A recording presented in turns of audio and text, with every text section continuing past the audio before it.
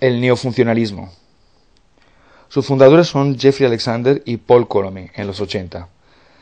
Podemos distinguir el neofuncionalismo del funcionalismo a través de los siguientes rasgos. Si el neofuncionalismo rechaza el determinismo monocausal, es abierto y pluralista, el funcionalismo es considerado, según ellos, anti-individualista. El neofuncionalismo presta atención a pautas de acción más micro. Está atento al concepto de equilibrio en movimiento contra la estática del funcionalismo. Y está abierto a las ideas de otros maestros, como las de Marx, las estructuras materiales, y las de Durkheim, el simbolismo.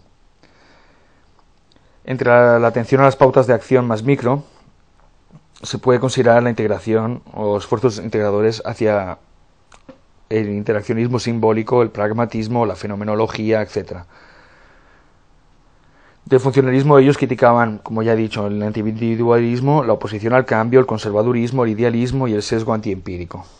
Sin embargo, en 98, Jeffrey Alexander considera acabado el neofuncionalismo a causa de sus influencias de otras corrientes teóricas, como la semiótica, la hermenéutica, el pensamiento postestructuralista.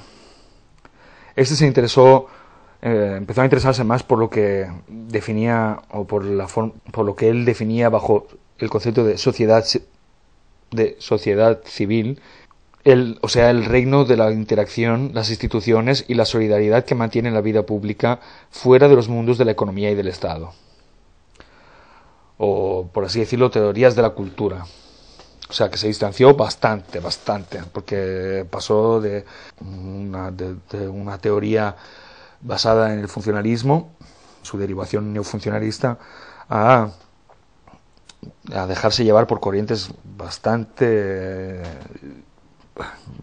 diferentes y, por no decir opuestas, a la óptica institucional, estructural que tiene el funcionalismo.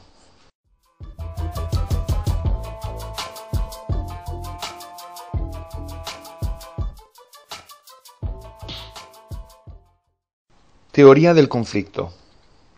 La teoría del conflicto es más fácil de recordar viéndola como un intento de oposición al funcionalismo, o de teoría antagónica. Esta pone el acento sobre el papel que desempeña el poder en el mantenimiento del orden, los conflictos de intereses, etc. Mientras el funcionalismo busca la cohesión, o se ocupa de la cohesión creada por los valores sociales, o sea, lo opuesto. El funcionalismo busca la armonía, o busca demostrar sistemáticamente una armonía del sistema, incluso en el cambio. La teoría del conflicto busca analizar y poner de manifiesto el conflicto que se encuentra en toda la sociedad, en todo el sistema. El principal exponente de la teoría del conflicto, su fundador, es Dahrendorf. No creía en la opción de una sola teoría para ambas visiones, la del conflicto y la del consenso. Dahrendorf, igual que Parsons, era un teórico macro y odiaba la perspectiva individual. Dahrendorf se inició en el funcionalismo y fue poderosamente influido por esta. Extremadamente influido por esta. Sostenía que la sociedad tiene dos caras, el conflicto y el consenso. Por ello, desarrolló el concepto de autoridad, la cual para él estaba vinculada a las posiciones de estatus y rol, al igual que Parsons. Constituye un elemento central del análisis de Dahrendorf. La autoridad siempre entraña dominación y subordinación. Y aquí está la diferencia entre Dahrendorf y Parsons, que para él esta es la matriz del conflicto. Por ejemplo, una persona o individuo, llamémoslo persona 1, puede ser un subordinado de la persona 2. La persona 2, de esta manera, es dominante respecto a la persona 1. Sin embargo, la persona 1 puede ser dominante hacia la persona 3, la cual sería subordinada para la persona 1. O sea, que una persona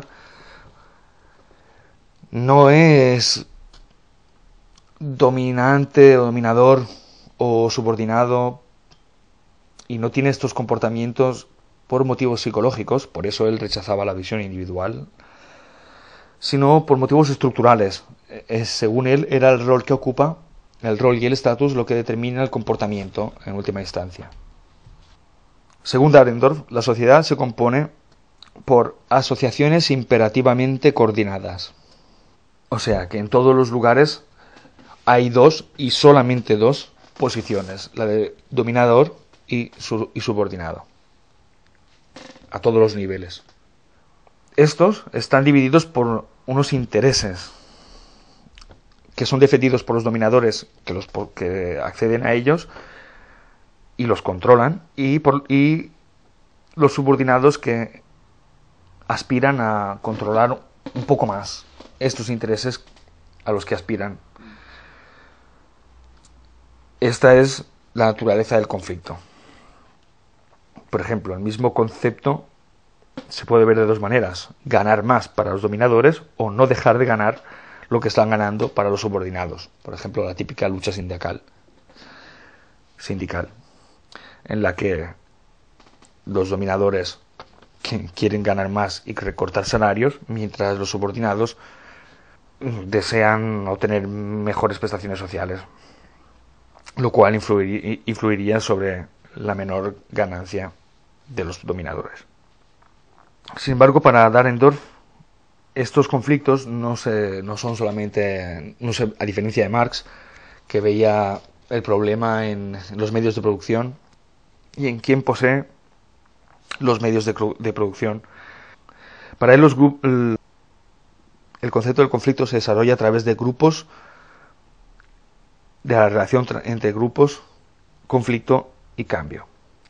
Los grupos se dividen entre cuasigrupos, individuos que tienen mismos intereses de rol, grupos de interés, que son los verdaderos agentes del conflicto, que tienen una estructura, tienen objetivos, etc.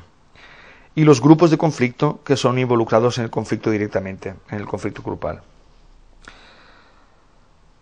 Imaginando el conflicto como el tema central, y el tema central, por ejemplo, en una línea de continuum, en la cual, por un lado, por ejemplo, al lado izquierdo está el statu quo y al lado derecho está el cambio. El conflicto está en el medio, y la relación entre statu quo y conflicto está mediada por conflictos leves. Esto genera un cambio o un progreso, y no son lo mismo, porque un cambio puede no ser un progreso. Por el otro lado, el conflicto hacia el cambio, relacionado con está mediado o moderado por conflictos agudos que generan cambios radicales. Principales críticas y esfuerzos para afrontarlas. Entre las críticas: derivación del funcionalismo, o sea, es como el espejo, la otra imagen, la imagen invertida del espejo del funcionalismo, que tiene más en común con el funcionalismo que con el marxismo, que está lleno de conceptos vagos y de tautologías, igual que el funcionalismo, y que se desarrolla todo en un nivel estructural macro, igual que el funcionalismo. O sea, básicamente la crítica es que es demasiado funcionalista o antifuncionalista, o las dos cosas, para ser una propia teoría. Los esfuerzos para afrontar las críticas, por ejemplo, los ofrecieron Simmel y también, y sobre todo, Lewis Coser, el cual intentó integrar la teoría funcional estructural y la teoría del conflicto en su obra The Functions of Social Conflict, en 1956.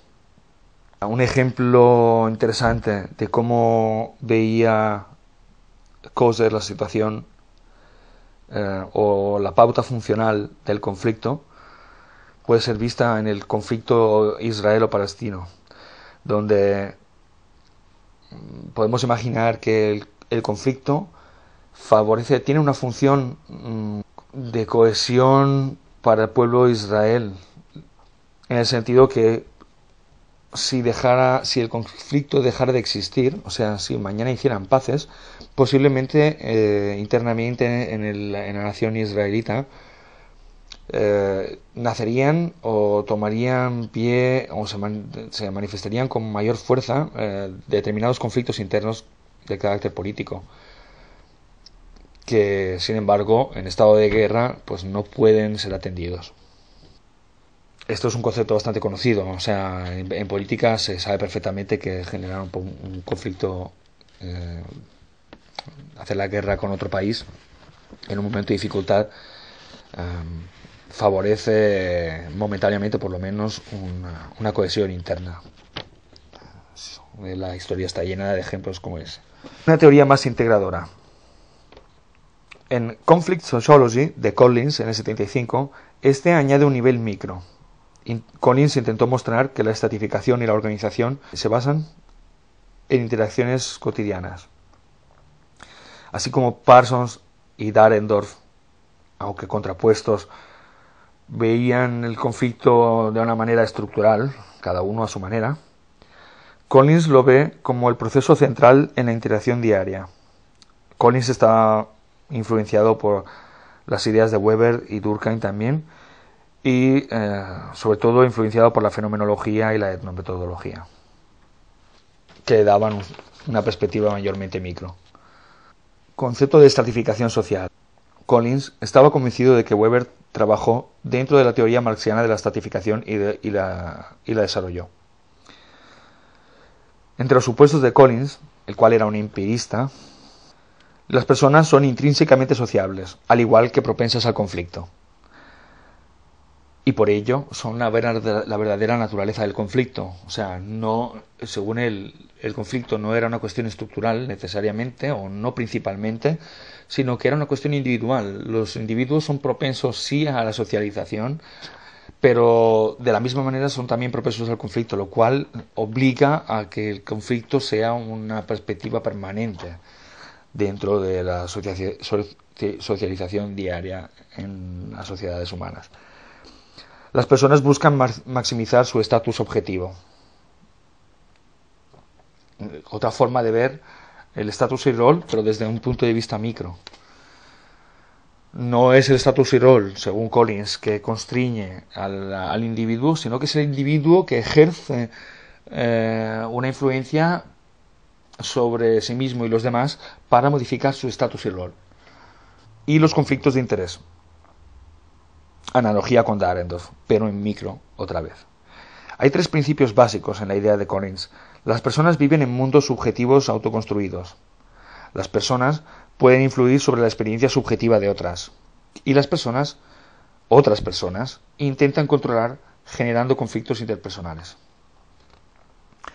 Él veía las personas como animales irracionales, por lo menos parcialmente, motivados no solamente por motivos racionales, sino por motivos emocionales.